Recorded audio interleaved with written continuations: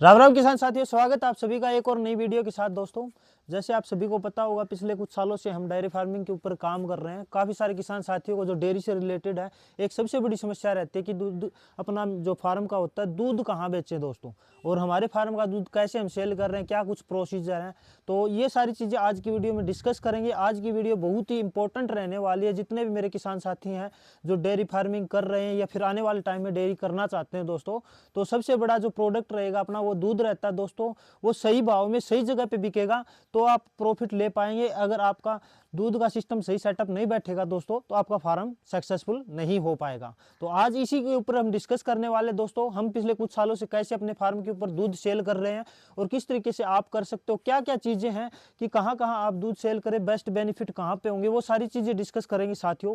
और बात की जाए दोस्तों, अपने एग्रीकल्चर लाइन के अंदर जितने भी किसान साथी हैं, वो अपना ये तो है नहीं कि दूध लेके बाहर बेचने निकल सकते हैं। क्योंकि एक चीज़ है दोस्तों, अपना काम मैनेज करना, अपने पशुओं को मैनेज करना, किसान जो रहता है उन्हीं के अंदर उलझ के रह जाता है।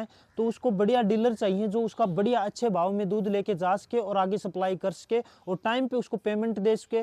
तो जो पेमेंट की सर्कुलेशन टाइम पे चलती रहेगी दोस्तों, तो आप मैनेज कर पाओगे सारे फार्म को, अपने पशुओं को, और बढ़िया बजट के अंदर आप अपने पशुओं को तैयार कर पाओगे दोस्तों। तो सारी चीज़ें, बहुत सारे ऐसे फैक्टर होते हैं जो मैटर करते हैं। आने वाले टाइम में हम एक सीरीज लेके आएंगे कंप्लीट जीरो से लेके कि किस तरीके से आप एक प्रॉफिटेबल अपना जो डेयरी फार्मिंग कम पैसे में स्टार्ट करके आगे ग्रोथ पे लेके जा सकते हो, वो सीरीज के अंदर डिस्कस करेंगे। आज का जो मेन मोटिव अपना वही रहेगा दोस्तों, दूध से रिलेटेड रहने वाला है। काफ़ी सारे किसान भाइयों के मैसेज आते रहते हैं इंस्टा पे ऊपर भी कि भैया आप दूध सेल कैसे करते हो, किस तरीके से रहता है। तो सबसे बड़ी चीज़ यही रहती है दोस्तों, जो अपने डेयरी फार्मिंग के अंदर रहता है कि कहीं अच्छे भाव न मिल पाना दूध का। बहुत सारे जो इंडिया के अंदर डेयरी फार्मिंग फेल हो रहे हैं, डेयरी जो अपनी रहती है, ये बिजनेस फेल भी इसी कारण होते हैं कि जो टर्नओवर रहती है वो फ्लैक्चुएट करती रहती है।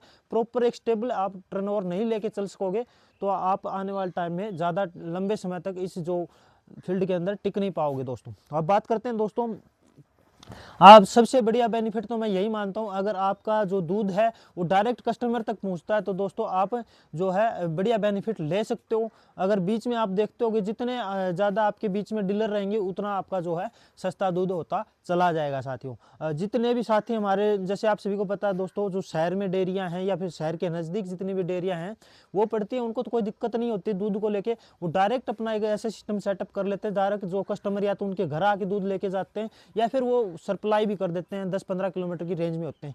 और दिक्कत उन किसान साथियों को आती है जो गांव साइड से बिलोंग करते हैं दोस्तों, शहर में पहुंच नहीं सकते, 25-30 किलोमीटर एरिया पड़ जाता है। तो उसके लिए एक दिक्कत वाली बात ये हो जाती है दोस्तों कि अपने फार्म के ऊपर पशुओं को संभाले या फिर वो दूध सेल करके आए।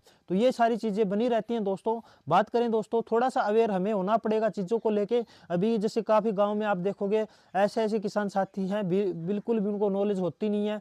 तो जो दूध वाले होते हैं, जो भी डीलर होते हैं, वो उनको फैट के हिसाब से दूध देते हैं। तो मशीन वगैरह रहती हैं, वो सेटअप रखते हैं, सारी चीज़ें हैं, बहुत सारे फैक्टर मैटर करते हैं दोस्तों, जिसकी वजह से क्या है रहता है, बहुत सारे किसान साथी जो इस फील्ड से पीछे हट जाते हैं या फिर लॉस खा के बैठ जाते हैं दोस्तों। आज बात करेंगे दोस्तों, अपने इंडिया के अंदर बहुत सारे ऐसे डेयरी फार्मर्स हैं जो अच्छी ग्रोथ नहीं ले पाते अच्छे भाव दूध के मिलने की वजह से। सबसे बड़ा फैक्टर ये रहता है दोस्तों, ओरिजिनल दूध तो अपने मार्केट में है नहीं और गवर्नमेंट भी इस चीज़ पे फोकस कर नहीं रही है।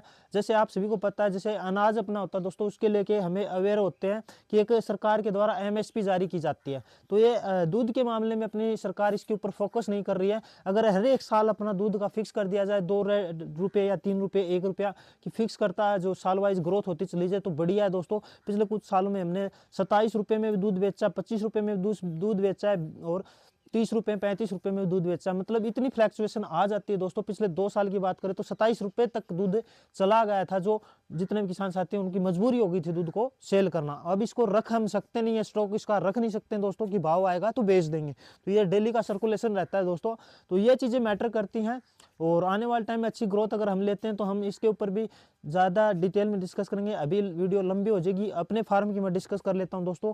इतना टाइम अपने पास होता नहीं है कि इतने सारे पशुओं को छोड़ के हम कहीं भी जाके अपना दूध सेल करके आ सकते हैं। तो अपने जैसे आपको पता है दोस्तों, जितनी भी ब्रांड अपनी चल रही हैं इंडिया के अंदर, बात की जाए नेस्ले है, अमूल है, विट्टा है, जो गवर्नमेंट रहती है, तो इनके जरिए अपना जो है माध्यम से दूध अपना सप्लाई होता है जितने भी किसान साथी रहते हैं। लेकिन उसमें भी क्या होता है, सही भाव किसान साथियों को मिल नहीं पाता दोस्तों। आज बात की जाए, लगभग कोई भी अनाज आप खरीद के लेके आते हो, खड़मिंदवाड़ा लेके आते हो 35 से 40 रुपये में नीचे पड़ता नहीं है। पर केजी की जो आप कॉस्ट देखोगे 40 रुपये के करीब पड़ती है, क्योंकि सूखा चारा भी आप लेके आओगे तो दोस्तों वो भी 6-7 रुपये 8 रुपये किलो तक पड़ जाता है दोस्तों। तो सारी चीज़ें ऑन एवरेज हम कैलकुलेट करें तो एक रफ आइडिया मैं आपको बता देता हूँ दोस्तों। जो किसान साथी 30-32 रुपये में दूध बेच रहे होते हैं उनका तो ये लगा सकते हो बिल्कुल भी प्रॉफिट का कोई चांस होता नहीं है। लेकिन एक बात ज़रूर है दोस्तों, अगर आपका दूध 35 से ऊपर जाएगा तो आप कुछ प्रॉफिट करोगे, और 35 से नीचे आप सेल करोगे तो उसमें क्या रहता है, गाय के दूध की बात मैं स्पेशली कर रहा हूँ दोस्तों।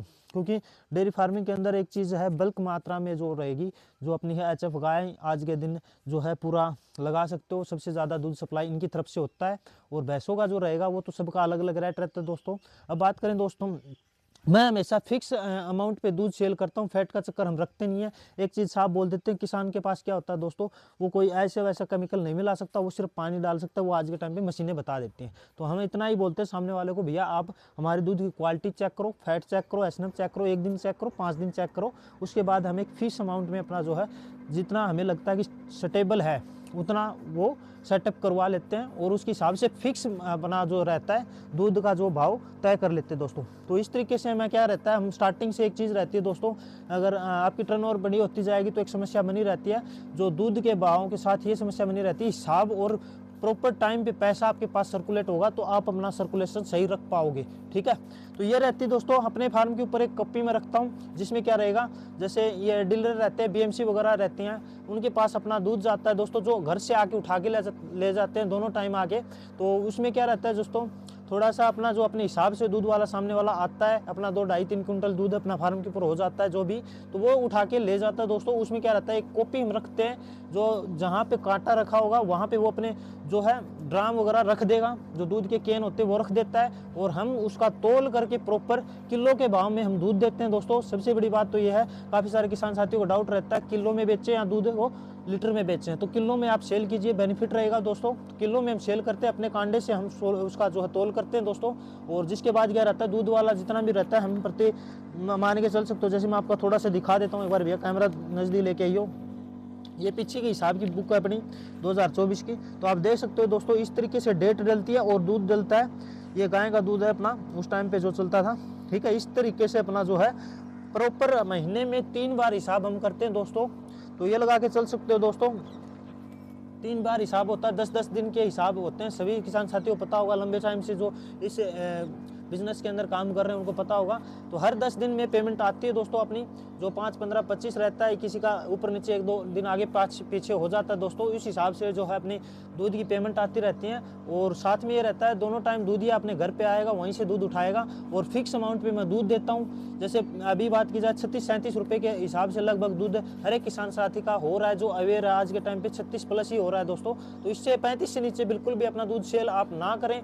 और दूसरी बात रहती है भैंस का दूध भी ये रहता है दोस्तों, कम से कम भी आप 60 प्लस दूध अपना सेल करोगे तो भैंस के उसमें आप प्रॉफिट ले पाओगे। उससे नीचे आप सेल कर रहे हो तो दोस्तों कोई प्रॉफिट होने वाला नहीं है।